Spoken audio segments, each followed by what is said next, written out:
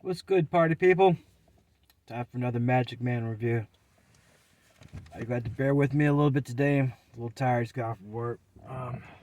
Today, one of our viewers sent in a book for me to review. It's just a decent book. It's kind of a normie book. Um, the author is Christopher Leonard, and Christopher Leonard is um, he's a business reporter. Okay, so he's kind of the ones out there putting a narrative out there, the official narrative. Okay, and if you read the book, you can understand. This is a really good book for like normies to understand a little bit what's been going on over. I don't know. I'd say it's for a while since I've been around in the financial world. If you don't have any clue about the Federal Reserve and how it operates, then this is a good book to read. It's called The Lords of Easy Money by Christopher Leonard. Okay.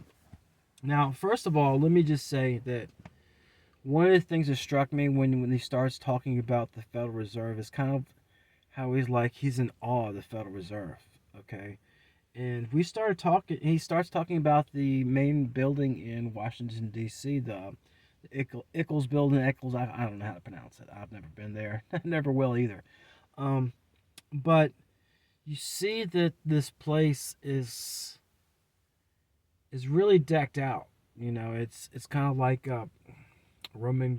I wouldn't say it's nice, a very nice place, and you see that we when you if you look back in some of the books we've done in the past, um, we started talking about the gilded halls, tapestries, nice paintings, stuff like that, being insulated from the rest of Washington, which is insulated itself.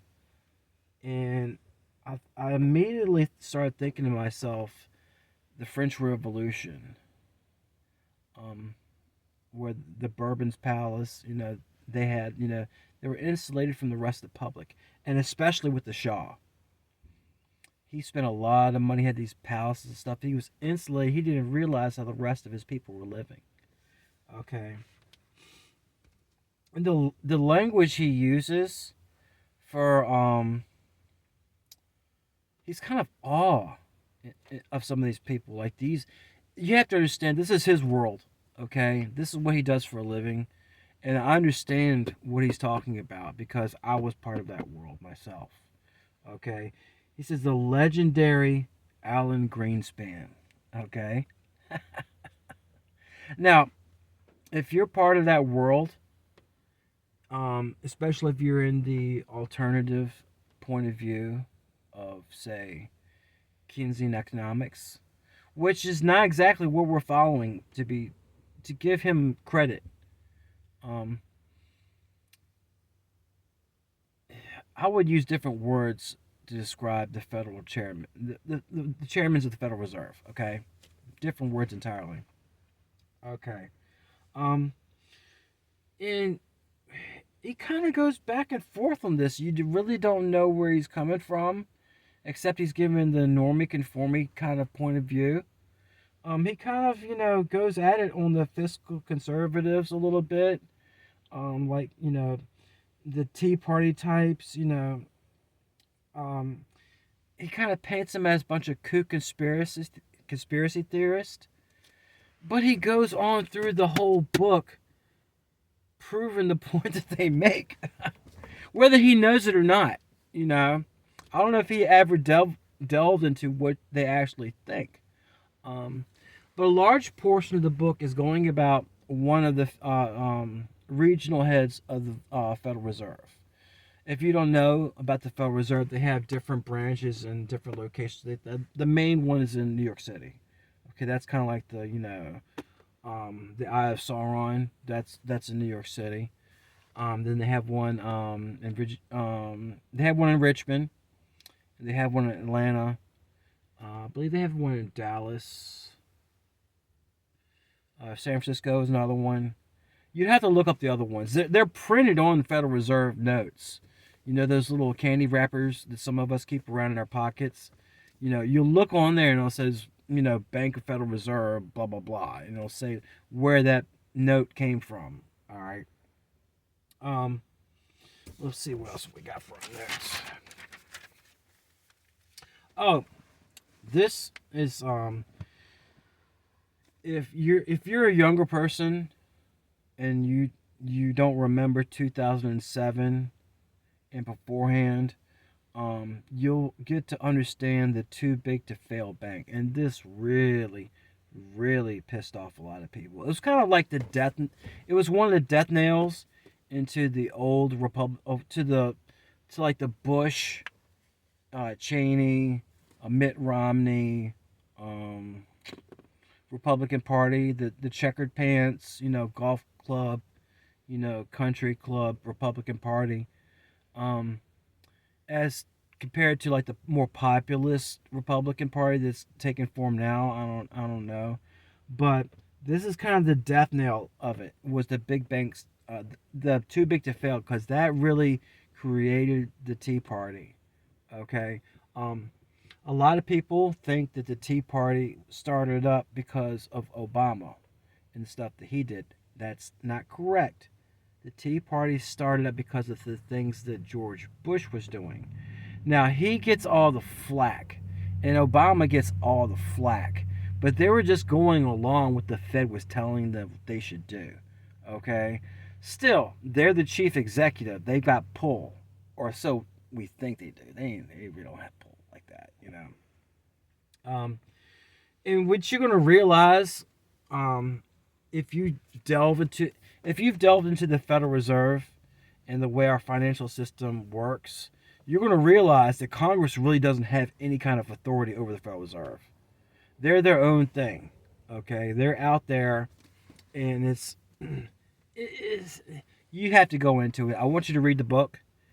If you read the book, you're going to understand a lot of this stuff. This is like if you're a normie, or if you're just somebody who doesn't follow this kind of stuff. If you're a younger person in their 20s, you're in their early 30s, and you don't realize what happened during these years and why things kind of suck right now. If you're trying to buy a house, if you're trying to rent an apartment, if you're trying to, I don't know, start a family, you're going to realize why things are the way they are, okay, if you read this book. And this is just a normie, conforming aspect. Hey, Christopher Leonard, I'm not trying to crap on you, dude. You wrote a good book, okay? But I'm just calling like I see it, okay? One of the things he does in here, which kind of, I don't know if he does this on purpose, but he does it unwittingly. Maybe he doesn't. Maybe, okay. Maybe I'm reading too much into it, but he described the merger of government and private banking. The merger of private and public sector of the public sector is, by its very definition, fascism. Okay, all right. The public and the private come together. Like, say the banks and the government, they come together and they work together and to create. They're symbiotic. Okay, one doesn't exist without the other. Okay, that's not a capitalistic system. Okay, in a capitalistic system, the government sets the rules and the private sector follows them. That's not what we have.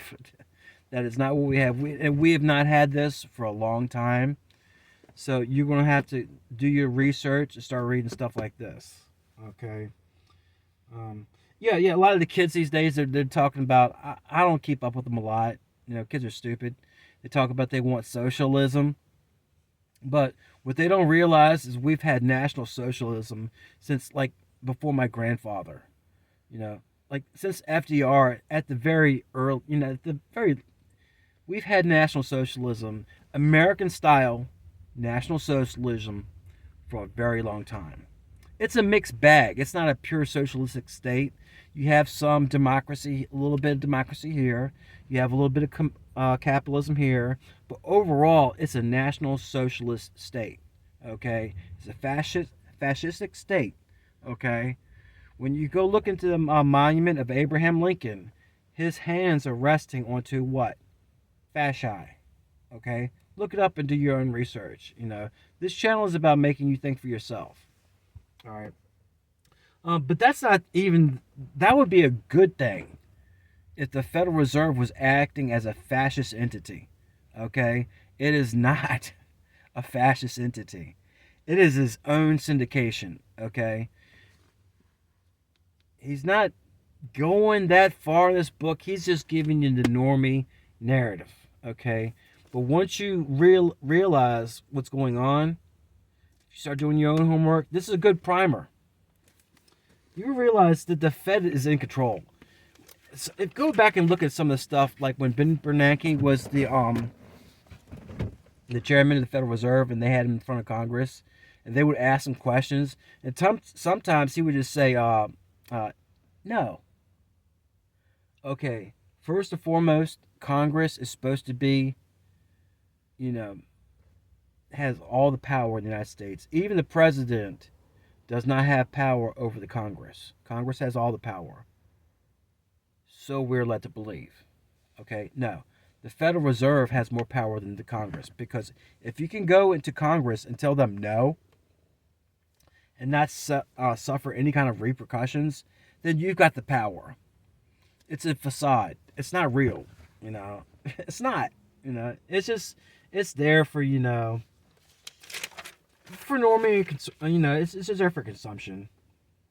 All right, let's see. I don't want to get into too much of this stuff. He talks about some of the different stuff. You have to wonder where this guy's coming from. Maybe he had to throw this stuff in there. Maybe it's a hit piece. Maybe it's like a carrot and a stick kind of book. I don't know. Talk about the tyrannical constraint of gold.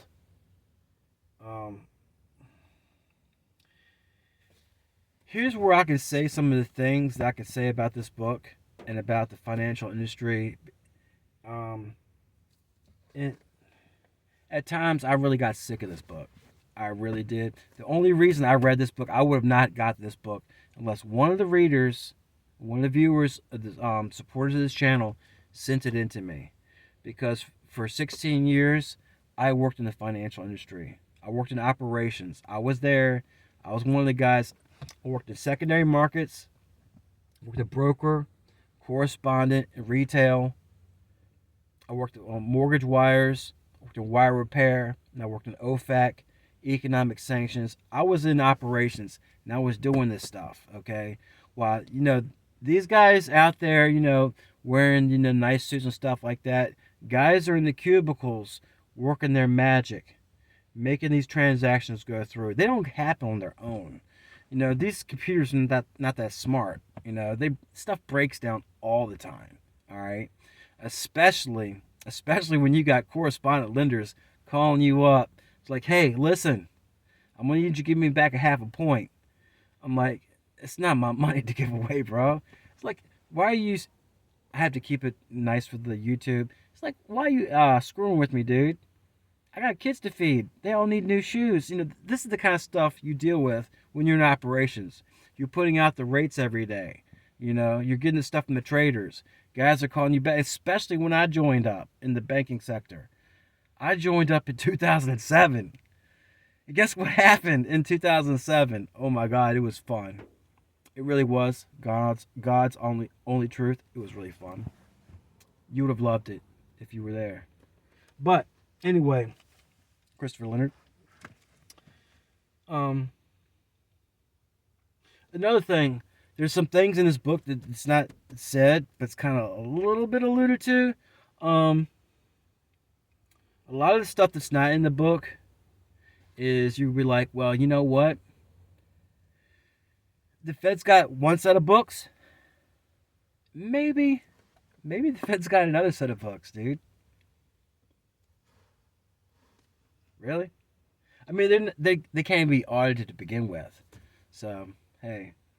And some of the acronyms that came back from the day, like, here's some of the ones: ZIRP, zero interest rates, whatever, GFC, Great Financial Crisis.